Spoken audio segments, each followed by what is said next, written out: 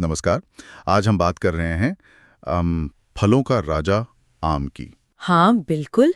और हमारे पास एक दिलचस्प सोर्स है आम की कहानी। जी, तो इसी के आधार पे हम समझने की कोशिश करेंगे कि भाई आम को ये जो फलों का राजा का टाइटल मिला है, ये क्यों मिला? और कैसे मिला और इसका सफर कैसा रहा, मतलब भारत से निकलकर पूरी दुनिया तक। कहते हैं इसकी जड़ें तो भारत में कोई 4000 साल पुरानी हैं। हाँ मतलब बहुत पुरानी।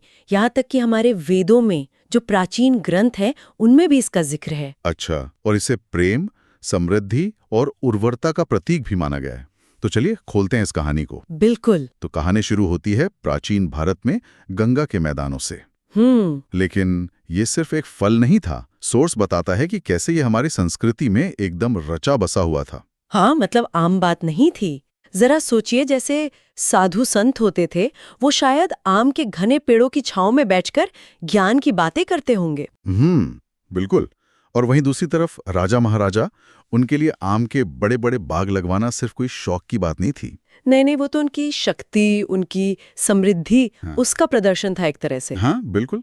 तो मतलब स्वाद तो था ही, साथ में एक रुतबा भी जुड़ गया इससे। और शायद यही रुतबा और ये जो गहरा सांस्कृतिक जुड़ाव है, हाँ। इसी ने इसे फलों का राजा बनाया होगा। हाँ, हो सकता है। बात सिर्फ मिठास की या इसके पुराने इतिहास की नहीं है। हाँ। बात यह है कि ये समाज में कितना अंदर तक घुला मिला है। अच्छा।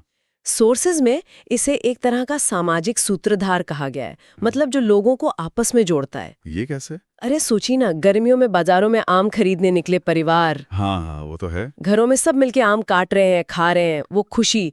त्योहारों पर आम की मिठाइयाँ, अचार, पकवान, सही बात है। ये भी जोड़ता है कहीं ना कहीं। ये बात तो दिलचस्प है कि कैसे एक फल का इतना सामाजिक महत्व हो सकता है। बिल्कुल। और भारत में ही देखिए कितनी कितनी विविधता है, हर किस्म की अपनी पहचान। हाँ, अनगिनत।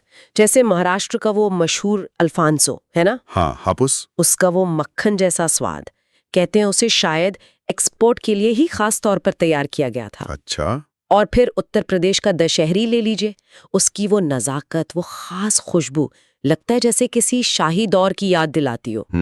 और गुजरात का केसर आम, उसका तो रंग ही इतना अनोखा है। हाँ, नाम ही केसर है। तो ये किस्में सिर्फ स्वाद नहीं है, ये अपने अपने इलाके की कहानी भी बताती हैं। तो भारत में इतनी सारी किस्में पनपी, लेकिन कहानियां रुकी नहीं। नहीं, बिल्कुल नहीं। शायद यही विविधता और ये सांस्कृतिक जुड़ाव ही वजह बनी कि आम का सफर दुनिया भर में शुरू हुआ। हाँ, सोर्स बताता है कि जो रेशम मार्ग था, सिल्क रूट, जी। उसके व्यापारी इसे मध्य एशिया और शायद उससे भी आगे ले गए। अच्छा। और फिर बौद्ध भिक्षु, वो धर्म और ज्ञान के साथ यात्रा करते थे, तो शायद इसके बीज भी दूर दराज के देशों तक ले गए होंगे। ये भी मुमकिन है। फिर काफी बाद में 16वीं सदी के आसपास पुर्तगाली खोजकर्ता आए। हाँ। वो इसे समंदर पार अमेरिका तक ले गए और वहां की गर्म जलवायु इसे खूब रास आई। और आज तो इसका असर पूरी दुनिया में दिखता है। बिल्कुल। आप कहीं भी चले जाइए, चाहे मेक्सिको का वो मीठा वाला अटाउल्फो आम, हाँ, वो भी बहुत मशहूर है। या फिर थाईलैंड का वो नाम डोकमाई, दुनिया भर के बाजारों में, सुपरमार्केट में आम आपको मिल ही जाएगा। सही बात है। और ये दिखाता है कि कैसे ये फल नई जमीन, नई संस्कृति सब में ढल गया। सोर्स इसे एक कहानीकार और यात्री कहता है। और ये बात सच भी लगती है। हर आम अपने साथ जैसे इतिहास का, अपने सफर का एक टुकड़ा लेकर आता है और अलग अलग जगहों के स्वाद को अपने में समेट लेता है। तो अगर हम संक्षेप में देखें तो आम की कहानी भारत की हजारों साल पुरानी जड़ों से शुरू होती है।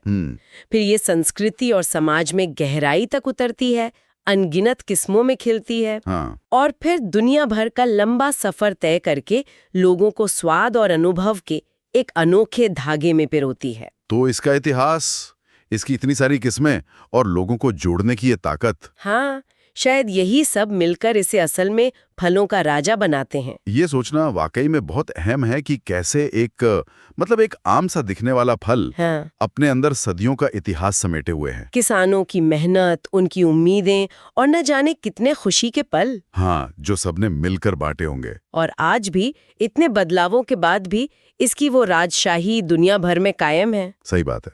अब ये सोचने वाली बात जरूर है कि हमारे आसपास और कौन-कौन सी खाने की चीजें हैं जिनके पीछे ऐसी ही अनकही दिलचस्प कहानियां छुपी हो सकती हैं।